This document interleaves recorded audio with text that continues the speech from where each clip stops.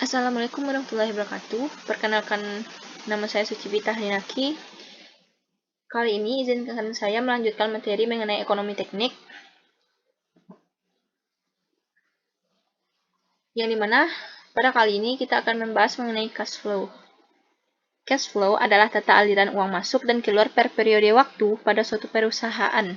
Bidang ekonomi teknik menggunakan teknik matematika dan ekonomi teknik untuk menganalisis situasi secara sistematis yang menimbulkan tindakan alternatif.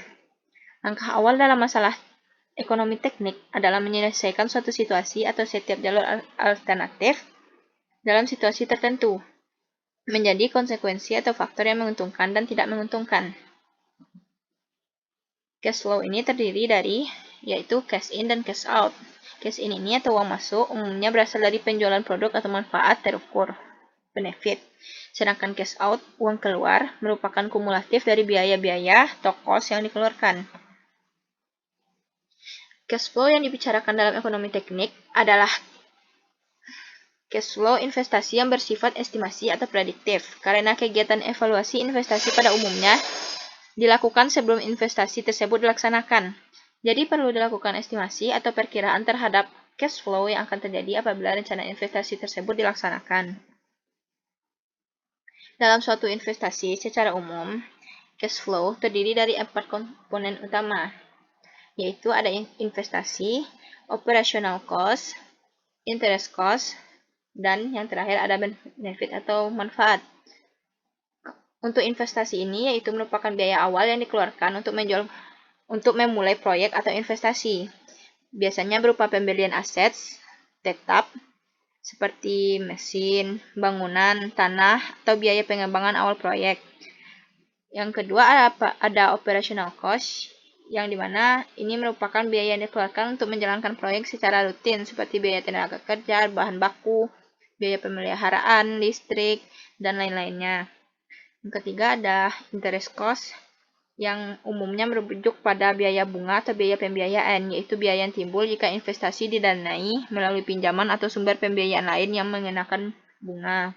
Dan terakhir ada benefit atau manfaatnya, merupakan penerimaan atau keuntungan yang dihasilkan dari investasi tersebut, baik dalam bentuk pendapatan langsung ataupun manfaat tidak langsung, misalnya penghematan biaya, peningkatan efisiensi, atau peningkatan nilai perusahaan. Nah, di sini secara umum bentuk grafik dari cash flow suatu investasi diperlihatkan pada gambar berikut. Ini ada contoh cash flow. Jika cash flow tersebut sudah merupakan perkiraan uang yang akan masuk dan keluar akibat suatu investasi selama umurnya, perlu diketahui apakah investasi tersebut akan menguntungkan atau tidak. Artinya, apakah jumlah uang yang bakal masuk lebih besar dari jumlah uang yang akan keluar. Jika ya, artinya investasi akan menguntungkan, layak ekonomis, dan juga sebaliknya. Jika besaran uang yang akan masuk dan keluar tidak berada pada waktu yang sama, sesuai dengan konsep time value of money, nilai uang akan berubah teknik waktu, maka diperlukan metode perhitungan tersendiri yang disebut ekuivalensi nilai uang. Selanjutnya ada kasus cash flow, yang dimana di sini mengambil mengenai kasus manipulasi arus kas pada PT Asabri. PT Asabri diduga melakukan manipulasi arus kas dalam laporan keuangannya antara tahun 2012 sampai dengan 2017. Praktik manipulasi ini termasuk teknik cash flow shenanigans seperti memindahkan pengeluaran operasional menjadi belanja modal agar arus kas operasional terlihat lebih tinggi dari kondisi aslinya. Hal ini menyebabkan laporan keuangan menyesatkan dan menunjukkan citra yang lebih baik dari performa perusahaan sebenarnya.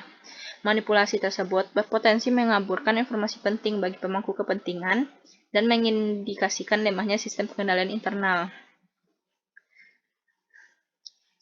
Sebelumnya, PT Asabri ini merupakan perusahaan asuransi milik negara juga terlibat dalam skandal besar terkait praktik kecurangannya dalam manipulasi laporan keuangan.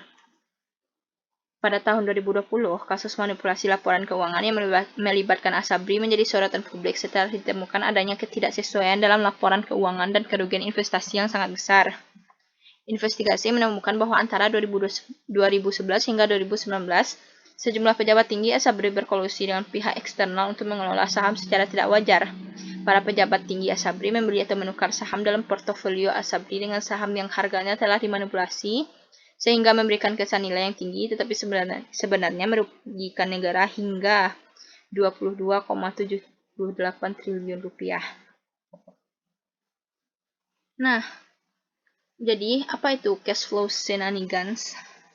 Financial shenanigans adalah strategi yang digunakan oleh manajemen untuk memperindah kondisi keuangan perusahaan dengan tujuan utama menutupi atau menyembunyikan kinerja yang sebenarnya dari investor. Financial shenanigans ini adalah praktek tidak jujur dalam pelaporan keuangan yang sering digunakan oleh manajemen perusahaan untuk memanipulasi laba, pendapatan, biaya, arus kas, dan akun lainnya agar terlihat bahwa kinerja keuangan perusahaan sedang baik.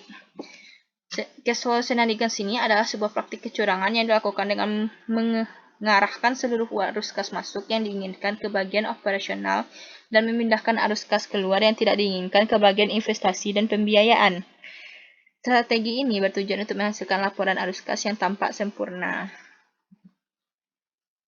Jadi, PT Asabri ini menggunakan teknik manipulasi arus kas yang dikategorikan dalam 3 jenis utama dari cash flow shenanigans, yaitu yang pertama ada shenanigans nomor 1 yang kita sebut dengan capitalizing normal operation cost, yaitu mengkapitalisasi biaya operasional, yang dimana biaya yang seharusnya dibebankan langsung ke laporan laba rugi justru dikapitalisasi sebagai aset tetap.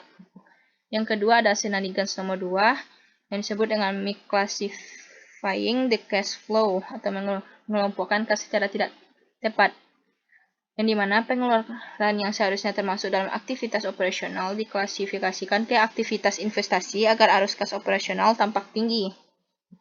Yang terakhir ada shenanigans nomor 3, cash flow timing difference, perbedaan waktu pencatatan kas, yang dimana merekayasa waktu pencatatan kas masuk atau keluar untuk memanipulasi arus kas di periode tertentu.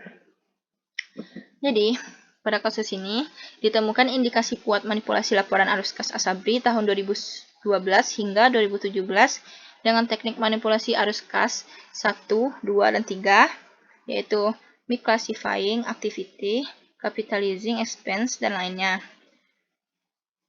Tujuan manipulasi ini untuk memperkuat citra perusahaan dan memperlihatkan seolah-olah operasional perusahaan berjalan baik.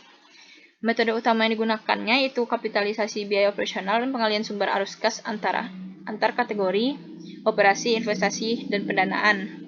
Dampak ditimbulkan dari kasus ini yaitu investor, auditor, dan regulator dapat tertipu oleh tampilan arus kas positif, padahal kondisi sebenarnya merugi atau mengalami kesulitan likuiditas. Jadi, ekonomi teknik pada dasarnya adalah pengetahuan yang membicarakan tentang tata cara dan metode dalam melakukan evaluasi terhadap suatu rencana investasi. Maka, sebelum investasi tersebut dilaksanakan atau diimplementasikan, seyogyanya rencana tersebut telah teruji kelayakan ekonomisnya di samping kelayakan teknis.